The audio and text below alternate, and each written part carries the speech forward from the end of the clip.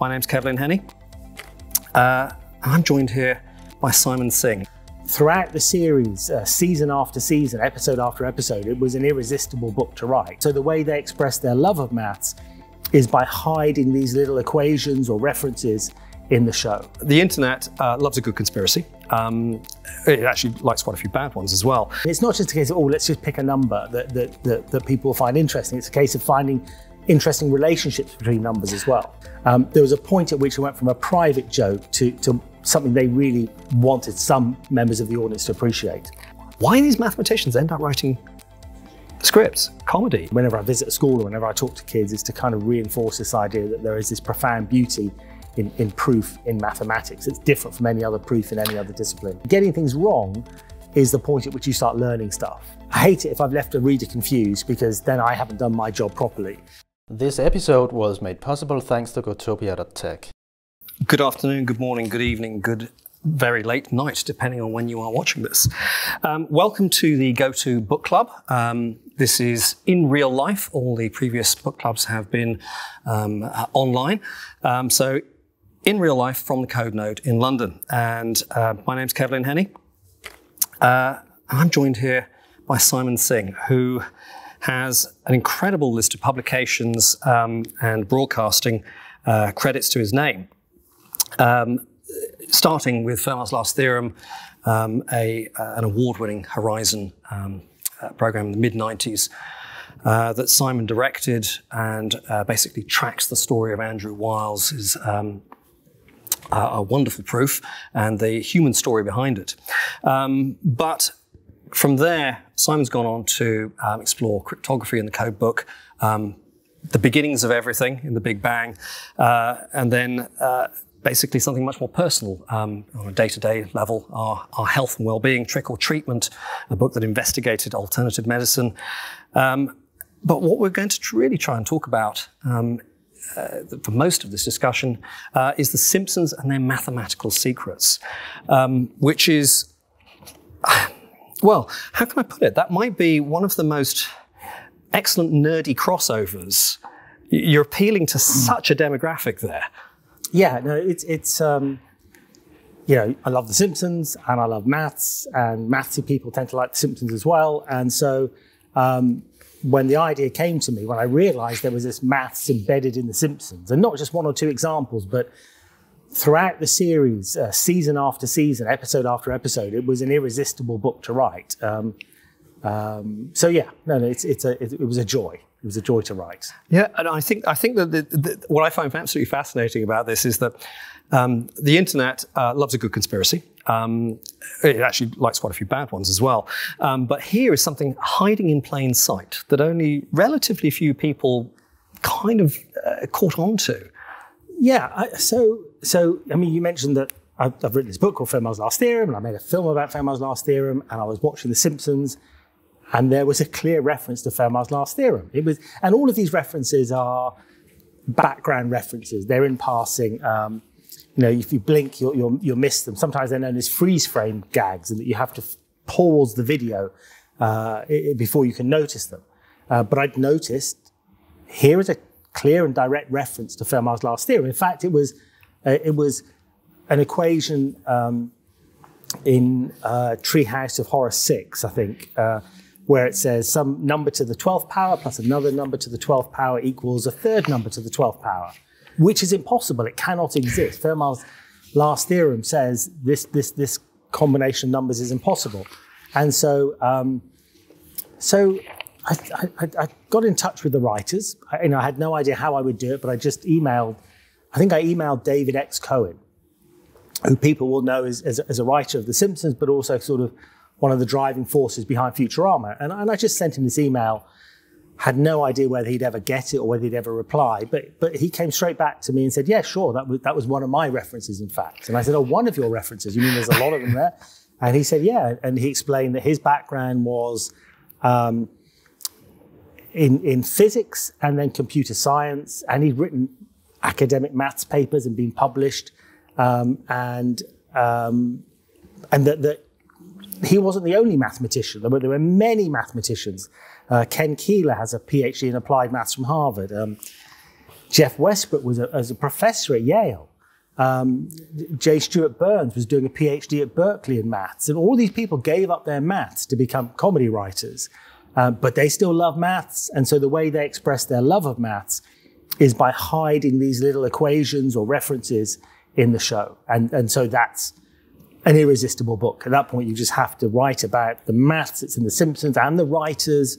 That was it. And I think that particularly, that your eyes are clearly sensitized to this because of Fermat's last theorem. And just, I did write it down, right, that the numbers, just for anybody that's watching and would like to check this on their calculator, don't do it in Python because you'll discover that this might not actually work the way you think it does. 3987 to the 12th plus 4365 to the 12th equals 4472 to the 12th in apparent violation and contradiction of Fermat's last theorem. And if you check that on a simple calculator, probably a 10-digit calculator, it sort of seems to work because it almost works. It's a near-miss solution. But obviously a near-miss solution is not good enough. And if you have a proper display or a proper computer, you'll see that there's a discrepancy. I think I'm trying to think, there were actually two examples of this in The Simpsons. And in one of them, I'm trying to think which one it was. I think actually it might have been the Treehouse of Horror example. You actually have an odd power plus an odd number to the 12th power plus an even number to the 12th power equaling an even number to the 12th power. And so just by parity, it doesn't work. It doesn't work. So you don't need to get your calculator out. And so David X. Cohn repeated the gag in, there was an episode where Homer wanted to become an inventor. And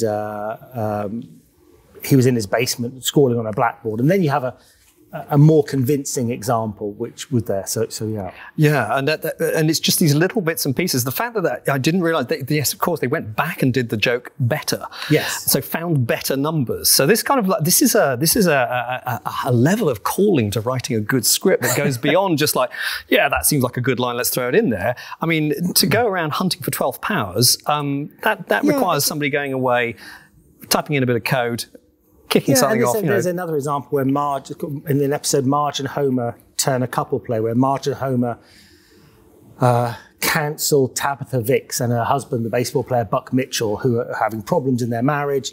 And, by the end of the episode, Tabitha's back in love with her husband and her husband's in love with her. And she appears on the jumbo vision screen. And she tells the crowd how much she loves her husband. And there are these three numbers on the jumbo vision screen. And then the question for the crowd is, what's the crowd today? Is it three numbers, which I will try not to remember in case I get them wrong. Oh, it's okay. I've got them written down here because, yes, 8191. Right. 8128 and then 8208. Fine. Well, so the first one is a Mersenne prime. So not just any old prime, but a Mersenne prime, a really nice prime. The second number is a perfect number. And there are this relationship between perfect numbers and Mersenne prime. So these aren't just interesting numbers. They're interesting numbers that have interesting relationships. And then the third one is a narcissistic number. So again, it's not just a case of, let's just pick a number that people find interesting. It's a case of finding interesting relationships between numbers as well. Yeah, and I think that because I think for a lot of people that they're familiar with some of the relationships, and certainly for some people who care in the computer science space, Mersenne primes are important. There's a random number generator, the Mersenne twister, that is based off that. Right. But normally, if you ask a software developer to come up with a bunch of numbers around 8,000, they would typically choose powers of 2. Right. So it's 8192. We wouldn't choose, and the fact that there's perfect numbers, that's absolutely fantastic. But the narcissistic number, I had not heard of that. Yeah, no, it was new to me as well, completely new to me. And so this is, I think 371 is a nice example because it's got 3 digits. You raise each digit to the third power. So 3 to the 3 plus 7 to the 3 plus 1 to the 3 equals 371. So the number regenerates itself. It's almost as if it's in love with itself. So therefore, it's a narcissistic number. So yeah, and I think there was a turning point. I think to start with, the writers from the get-go. So people like Mike Reiss, who worked on the very first series of The Simpsons. When he was a teenager, he was writing to Martin Gardner. People may remember the great popularizer and puzzle genius and mathematician. He would write about maths questions to Martin Gardner.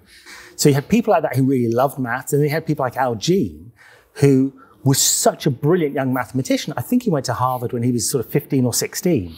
Yeah. And so they were there from the get-go, and they put in these odd bits of maths. And I think it was just for their own pleasure. They didn't think anybody would notice. But then as the internet grew, and as there were forums where people would say, hey, I think I spotted this reference to Fermat's last theorem, then the writers could see that the audience were really picking up on this. And then it became much more a case of, I think the writers saying, you know what, when I was a kid, I felt a bit lonely. I loved math, but maybe other people didn't. And if we can put maths in the show for those kids who are a bit like us, or a bit like we used to be, then hopefully they'll think, well, the writers of The Simpsons love maths, I love maths, maybe that's a good thing to do. And so there was a point at which it went from a private joke to something they really wanted some members of the audience to appreciate. I think that idea, there's a playfulness there, which is absolutely joyful, and is actually the story of many things, whether many kinds of works, whether it is paintings or code, that people will put these little Easter eggs in, these little references, and they're not for everybody, but the person that picks up on them gets an extra reward and a delight, and the people that put it in there also get a certain kick out of it. We're talking about the mathematicians in the team, and there are a lot of mathematicians who write for The Simpsons. But there are also people with other fascinations, and they will drop their little Easter eggs in as well for their own little audience. So that's kind of an interesting one, because the originator of The Simpsons, Matt Groening, he's not a mathematician. No. But he's ended up, he created the show, but then this subtext has taken on a life of its own. Yeah, but there are many, many other subtexts. So I'm sure that there is somebody who's written a book about the philosophy of The Simpsons, and somebody else who's written a book about the economics of The Simpsons. I'm sure there are other books to be written, but I think it's shocking that there's so much maths. I think that's what was so weird about the book. And also, there's the science fiction, or the science of Star Trek. And that doesn't particularly surprise you. It's a science fiction show. But the maths in The Simpsons is just overwhelmingly shocking, because, just the depth and the variety and the difficulty of some. When there are references to pi, I think there are 6 different references to pi. And because that's something that everybody's heard of and everybody studied at school, that can appear in the dialogue. And it appears front and center. It's sometimes at the heart of a gag.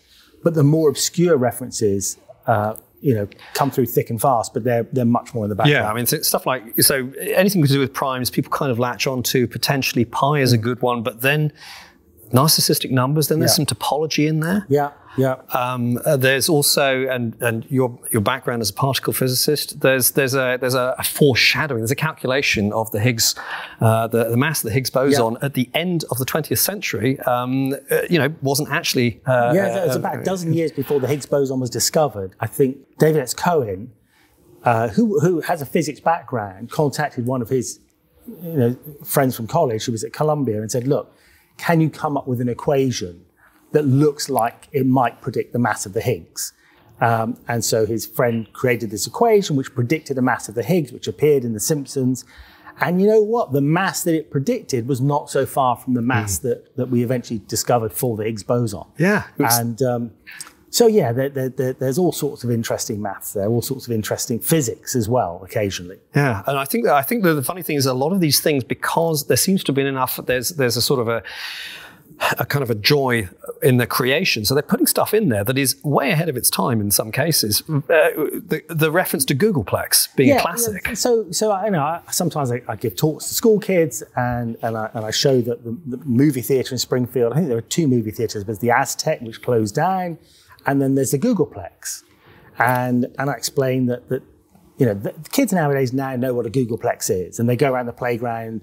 I think when I was a kid, we used to talk about infinity, and now kids talk about Googleplex as being the new big super number that other kids are not supposed to know about. But back in, I think, something like 1989, when this appeared in The Simpsons, Google, the company, didn't exist. Yeah. So Google, the mathematical term, was much, much more obscure. And so that's the kind of thing that was the bread and butter of the maths references early on. Very obscure back then. Now, something that a lot of people would know about. But yeah, they got in there. I mean, that's the thing. They got in there all that time ago. Yeah, I can actually remember when I learned about it, Google. It was Carl Sagan's Cosmos, right? And that was the one source that I had, Google and Googleplex, right. And I didn't see it again for a number of years. Right. But now it's everywhere and easily discoverable. So the Simpsons is basically we should be looking at the Simpsons for what's coming up in the Nobels, and maybe the Fields Medal over the next few years. If we look back over the last few years, have appeared in the Simpsons after. I think the Nobel laureate for chemistry, whose name escapes me, who was in the Simpsons as a voice and a character. Was it Linus Pauling? No. It's yes. Track the Simpsons and you'll find out. Basically, it's all there. People want to start placing bets on various things.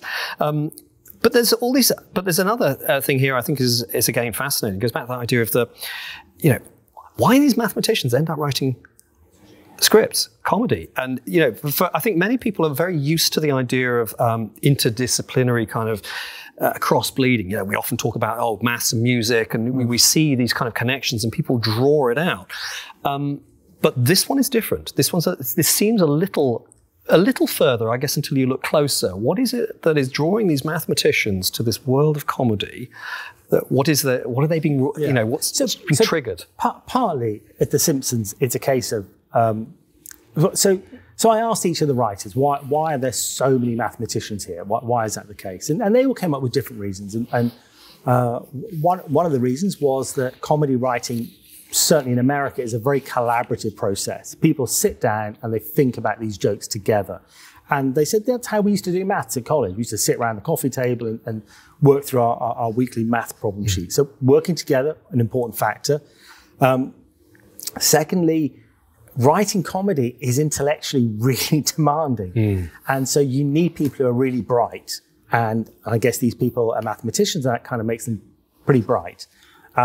Also, you need stamina. You need that ability to sit down for hours and hours thinking through joke after joke and refining and refining. And again, if you're doing maths, you need that tenacity and you need that instinct to kind of think, I've got this problem. Which direction am I going to go and solve it? I kind of feel it's in that direction. And sure enough, it gets there. And similarly, you need to have a sense, an intuition of where the jokes, where the comedy is going to be, and where the humor is going to be. Mathematicians love logic and like playing with logic and bending logic and breaking logic, and often that can lead to humor. And then Al Jean came up with this. So Al Jean said, okay, all of that maybe explains why there are so many mathematicians who are comedy writers at The Simpsons, and there are lots of other mathematicians in comedy more generally. In England, people like Dave Gorman was doing a degree in maths before he gave it up to become a BAFTA-winning comedy writer, and now a top-notch cryptic crossword puzzle writer as well. That seems to be his latest fascination. And Dara O'Brien has a degree in maths and physics, and many, many other people that have these kind of maths backgrounds go into comedy. But Al Jean said, but the second question is, why The Simpsons? Why not another sitcom, a live-action sitcom? And he felt that what mathematicians have is they have control.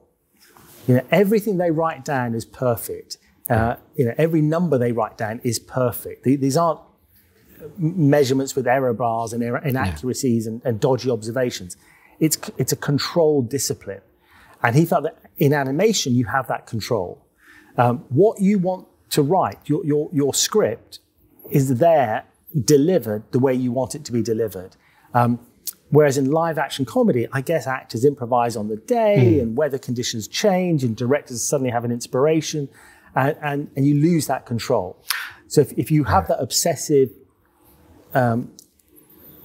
objective view of the world that mathematicians do, then animation might be the best place to display that. That's a really interesting one, because there is that idea of in the performance, you can always go back and say, I could have done that one differently, or that was a good piece of improvisation, and we took it this way and that way. I was watching something recently on how much of the Marvel Cinematic Universe is actually improvised. It turns out to be a lot more than people expect, and a lot of their treasured moments. But then we look to this kind of more absolute truth that I guess is very much true in maths. I mean, a theorem once proven is, well, that's it. It's done. It doesn't, that's not going to, nobody's going to come along and necessarily say, yes, the wind has changed and this is different, or we found something that falsifies the theory, or there's an edge case here that takes us from Newtonian to Einsteinian physics, or this kind of stuff. It's like the theorem, that's it. It's done. Yeah. No, G.H. Hardy said, if you want, immortality may be a silly word, but if that's what you want, then being a mathematician gives you that best hope of achieving immortality. And I think he says, Archimedes' name lives on for centuries, for millennia. We laugh at what the Greeks said about medicine, and what the Greeks said about astronomy is a bit of a joke. But what the Greeks learnt about mathematics, we still teach at universities today, because it doesn't change. It's there forever. It's interesting you mentioned the name thing. I hadn't really thought about that one, because it is, I'm thinking in terms of, the names. We talk about various principles, and we are talking about, there's Pythagoras.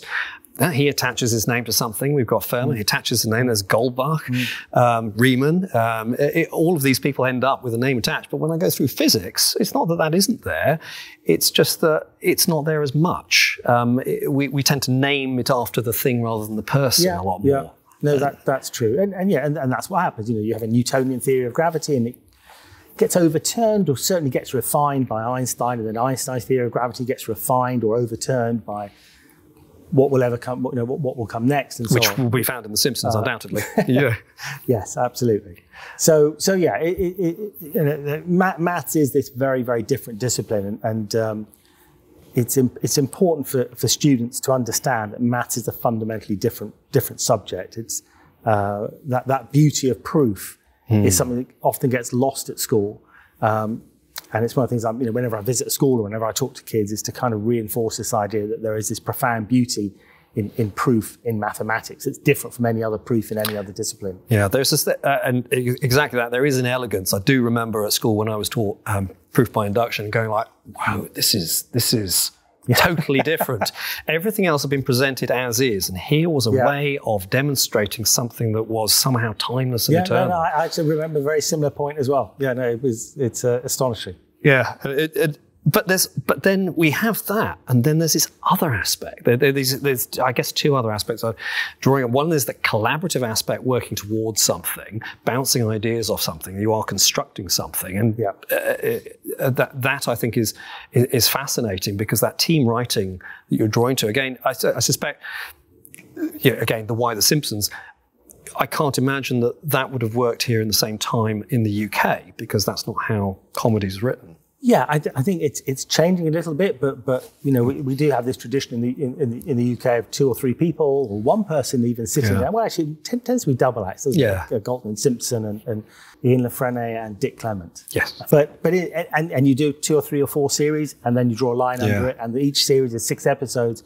Whereas America, there is this view of, you have a team of writers, and people come in and people come out, and you do your 15, 16 episodes, and then you do it year after year after year, and it's an industry, and it's an industry that delivers. But it doesn't work the same here, or certainly didn't work that way in the past. There's a sort of Darwinian element to kind of like this kind of works, but it also scales. And as you say, the short run series. I mean, obviously, The Simpsons is an outlier here. I mean, what is it? Right at the end of 1989, so we can claim quite a few decades there. If we're going to talk 1990 as the decade boundary, it's still going. And Futurama went for, let me think, 15 years, 16 years. That's astonishing. With some big gaps in the middle. Yes, they were 8 seasons or something like that. So this is remarkably successful. Yeah, and again, I mean, Futurama, so I do write about Futurama in the book a bit, because a lot of those writers who are on The Simpsons worked also on Futurama, and there's a ton of science on Futurama. But there's also a huge amount of maths as well. They love their maths, and it's their, and it was, I was lucky enough that I got to go over and spend some time with the writers, spend a week there, kind of in their offices, interviewing them, but also going to table reads of the scripts, which is fascinating. I got to go to the edit suite and see new episodes of Futurama being edited and put together, before they were broadcast. So it was a really remarkable time. Yes. I remember staying in a really dodgy motel. Such a dodgy motel.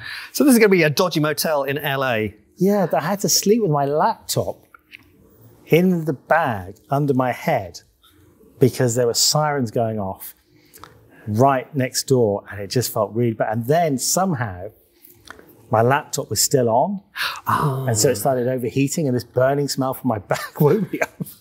That's my other memory I have of spending my week with The Simpsons. But anyway, but I mean, that sounds very LA. I mean, I've seen that film, you know, or the films like it. You know, sort of writer goes to LA and befalls all kinds of strange things. But you're back with us here. But I mean, but that's a hell of a story, because in one sense you drew in.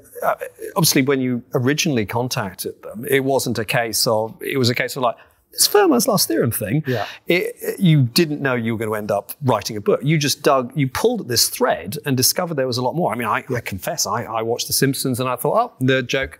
Every now and then just left it at that, and you pursued it to beyond its logical end, as it were. No, but once that initial contact was made, they were very open. Scott, you know, we've had a load of stuff. Here it is. This is, look here, and here, and here's some stuff we've got coming up very soon, and here's something that nobody really noticed before.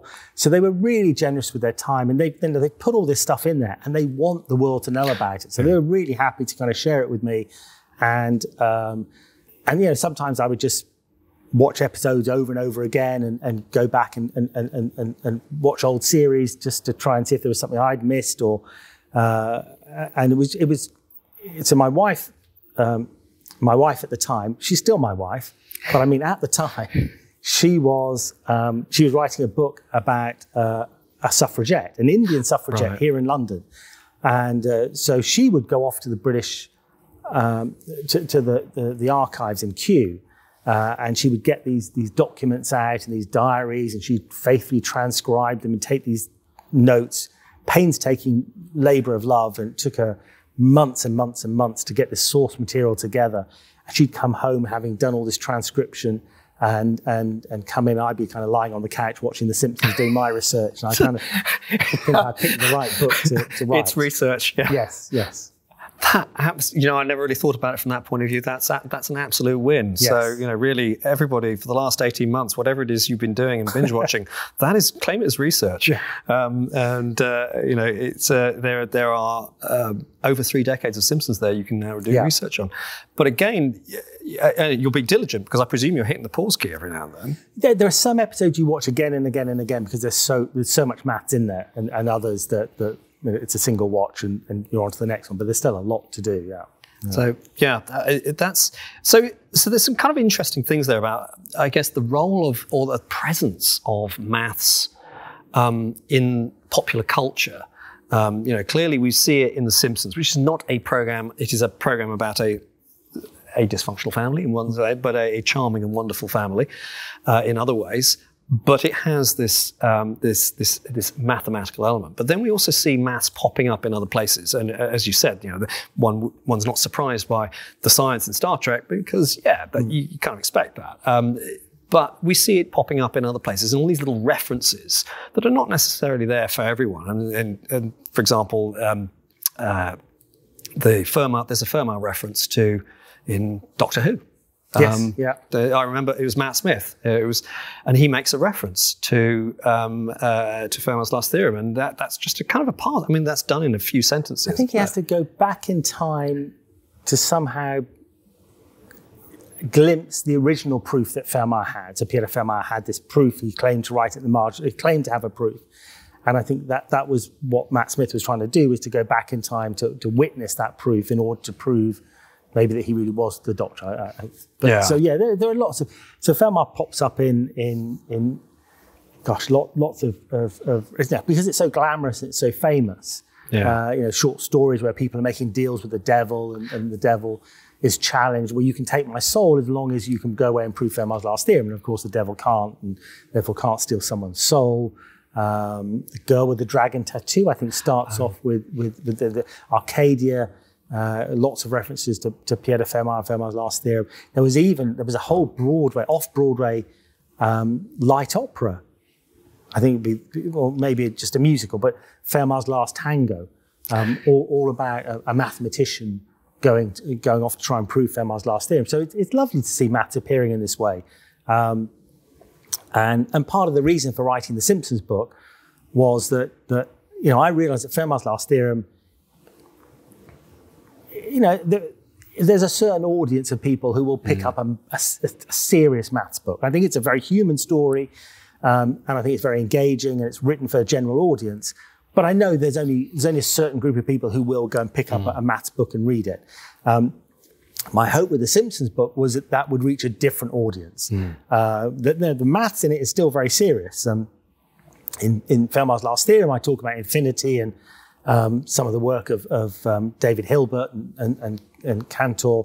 But in the Simpsons book, I go one step further and talk about uncountable infinities, because that pops up in Futurama. So, but there are people, and teenagers in particular, who'll say, "Oh, if it's a Simpsons book, I'll give that a go, because I know I'm going to have Bart or Lisa holding my hand, taking me through some of the maths." And also, I think one of the mistakes I made when I started writing, when I write books, I have 5 big chapters, 6 meaty chapters in a book. That's how you write a book.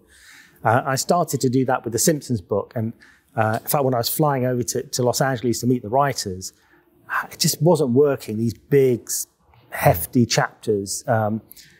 And I just rewrote the entire book in that 10-hour flight. I just rewrote it into 17, 18 chapters, which were just short and punchy and snappy, much more like a little Simpsons episode where you get in there, learn some maths, hopefully have some fun, jump out again, let's do some more maths in another chapter. So it's got a different style and a different pace.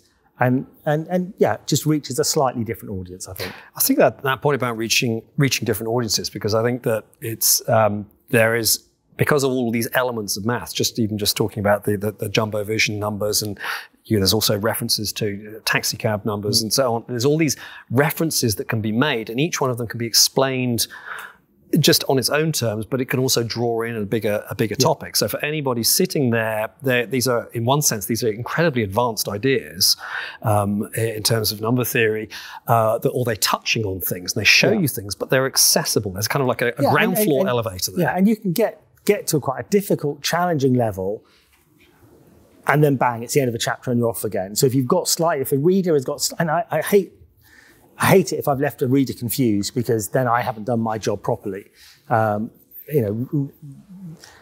background was in television before I was a writer, and so when you write for television or when you make TV shows, clarity is really important. Drama is important. You've got to hook people in. You don't want people picking up the TV remote and switching channels. So I've always tried to write in that same style of keeping the audience on board, repeating an idea if I have to, explaining it in a second way if that's going to help the reader. But in the Simpsons book, if it does get a little bit too tricky, bang, we're away onto another chapter anyway, so it doesn't matter. It's like buses. There'll be another chapter along, and there'll be another idea along, and that'll treat you in a very different way. And that's it. Now, just another kind of thought that comes out of that. There's a lot here about communication. Portraying maths, trying to show people perhaps a side of maths they hadn't appreciated, but also connecting with people who are seeing maths, but perhaps not, they're not being presented with enough maths, as it were, for their own lifestyle. And that seems to be a kind of constant theme that is now taking you into a sort of a different direction at the moment. You're doing some masterclasses online, I've seen on Twitter. So the thing that I'm really excited about now, the thing that I spend most of my time thinking about is, I was really lucky. I kind of went to I grew up in Somerset. Where did you grow up? I grew up in London. I live in Bristol. I'm this county next door. I live in Bristol. Right. But, so you've come from here to Bristol. I've come from kind of Bristol area. It's a fair swap. So where I grew up, we used to have these things called direct grant schools. So if you pass the 11 plus exam, you've got to go to the direct grant school. And I had really good maths teachers, and we had like a 10 or 15 of us who were quite strong mathematicians, and people who were certainly stronger than me.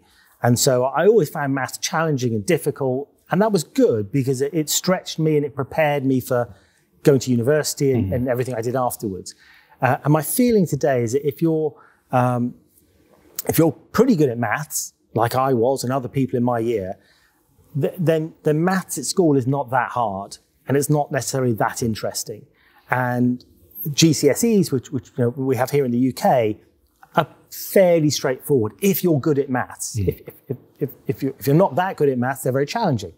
But if you are, it's not really very interesting. So schools have got 200 kids to worry about in a certain year, and if you've got kids at the top who are doing really well, not surprisingly, you'll focus on the other 190 because some of them are going to really need a lot of help. Yeah.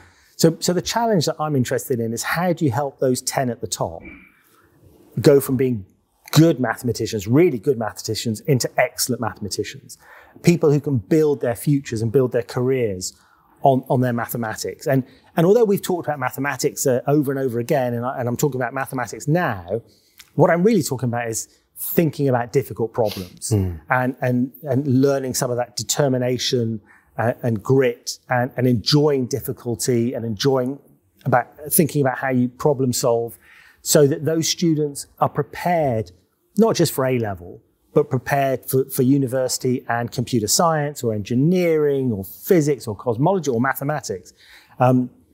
So anyway, I've been thinking about this for about 7 or 8 years and trying different models and different approaches. And the model that we're working on at the moment is we start with kids who are about 12 years old in what we call year 7. And they join us online once a week in groups of 6. So we have 500 at the moment who join us and in groups of 6. And we challenge them with maths every week. And we'll do it throughout their year 7, throughout their 12th year, age 12, and then for the next 5 years. So it's not a short-term intervention. It's not a summer camp. It's not an after-school guest lecture. It's week after week after week, year after year after year. So they really build a knowledge base, but also an ability and a confidence and a love of tackling difficult problems. And a playfulness with maths as well. And so we've only just started in the last couple of years, but my hope is that we can, half of our students, all of our students are in the top 1 or 2% of their year. So they're all pretty good. And half of them are from disadvantaged backgrounds, kind of backgrounds that are really underrepresented when it comes to STEM. So my hope is that we're going to increase, not just the number of excellent mathematicians, but also the diversity of excellent mathematicians as well. So it's been really interesting to get this up and running and to see this new cohort of mathematicians grow week by week. Yeah, I think that it's fascinating that you're not attempting any kind of short-term snap kind of intervention. Yeah. This is this very continuous build-up, and I think that must be, from the kids' point of view, I think that's where the confidence is going to come from, and that engagement. It's not just a... And they can be from anywhere in the country because we're doing it all online. They get to meet other mathsy kind of kids of their age doing equally difficult problems, and they turn up every week, which is terrific. And so I'm really excited about. And we're going to add other things as well. We're going to add kind of guest lectures, and we're going to have chess tournaments, and we're going to, just talking to you earlier, I'd like to add a coding element. So, you turn up every week, you do the maths, that's what we're here for. But, hey, why don't you try this? Why don't you try that?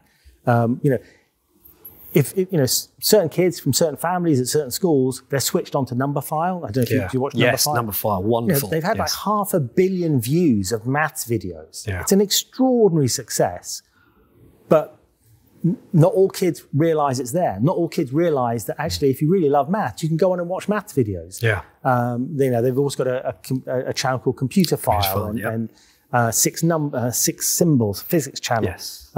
So one is getting them to think about these maths ideas, but 2, it's about saying, look, these are all the other resources that you can explore that are open to you if you're curious and ambitious. Yeah, I think that's showing that connection is really important. Connecting maths to everything, but also saying, you can go out and find this. This is all out there, and it's a case of looking. And I think there's, and from the other point of view is, meeting other people and seeing other people like yourself is always for kids who might feel a little bit on the edge, pushed to the edge in one way or another, being able to see yourself and other people. It's like, it's not just me. Yeah. There's somebody else who geeks out over this as well, and they're like me in other ways. And it's just like that's a wonderful, wonderful thing. The slight challenge is that for some of those kids, they will have been at the top of the class, and there'll be in a group of 6 where they're kind of in the middle, and they're not always quickest to the answer. And I think it's better that they learn that when they're 12 than they hit that brick wall when they're 18 or 17. That the other kids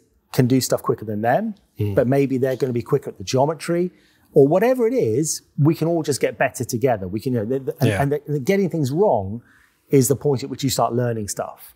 And I think that's easier to do in this longer format. And also, if you're going to be disillusioned about anything, about your own position in the world, best to get that one in early, or to understand, actually, there are other people. I'm not, again, I'm not alone. That kind of recalibrates that.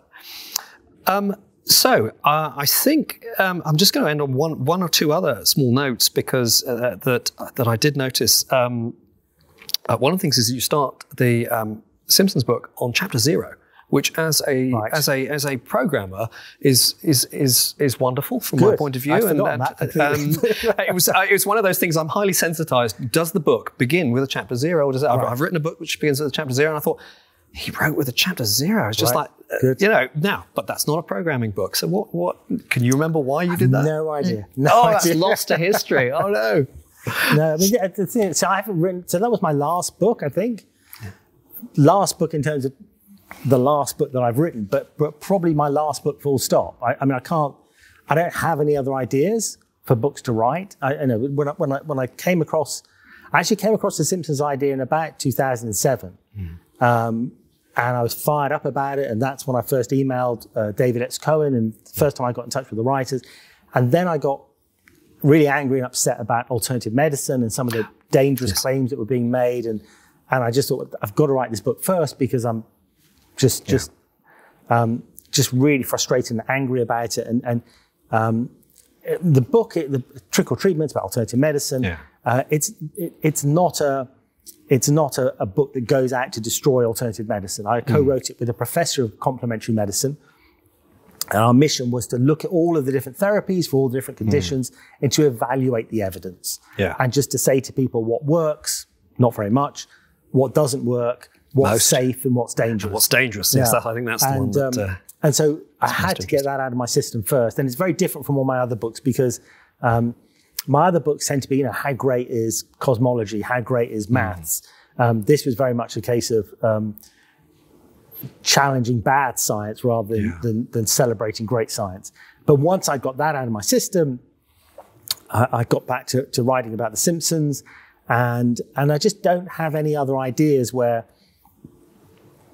I think I've got to go and write that. I'm not necessarily looking for those ideas. I also think there's so much brilliant stuff that's online for free. When I started writing, we didn't have Numberphile. We didn't have long-form blogs. We didn't have this. It's a completely different landscape. And whereas in the past, I'd be happy to set aside 2, 3, 4 years to work on a book in the hope that it might do really well. I've kind of now reached the age where I don't want to risk spending 3 or 4 years writing a book where I kind of know I've written a book before and I know how that works. I don't think I'm going to learn very much. I don't think necessarily the audience is going to learn very much either, because I've kind of written about all the things I want to write about. Whereas if I can get this math thing to work, if we can get, 1,000 kids every year joining our project and going into that pipeline, and if we can, export the model to other countries, because it clearly works. If it works here, it'll work anywhere. Then that to me seems like a more interesting and more useful thing to do. So I'm just thinking, there's all kinds of puns that come to mind. I mean, you start with Fermat's last theorem, and that's so the Simpsons Their Mathematical Secrets, is effectively Simon's last book. Is what we're saying. It's nicely bookended there, quite literally. So you heard it here first, folks. And I think on that note, thank you very much, Simon. This has been excellent. I could do this for hours. There's a lot of notes that I have on mathematical geekery. But that's all there is time for, I'm afraid, folks.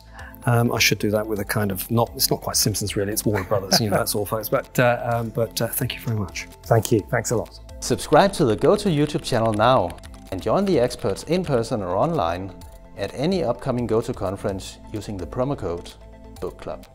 Visit gotopia.tech to learn more.